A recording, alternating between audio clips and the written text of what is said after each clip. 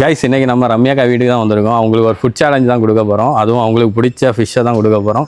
வாங்க வீட்டுக்குள்ளே போய் பார்ப்போம் இருக்காங்களா. என்ன மீன் உங்களுக்காண்டி தான் கொண்டு தரீங்க ஃபுட் சேலஞ்சு.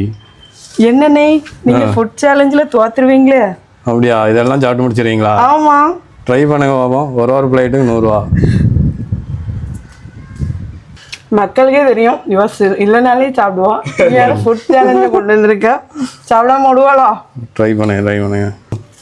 ம் சரி 100 ருபீஸ் எடுத்துக்க. ஓகே, அடுத்த பிளேட்.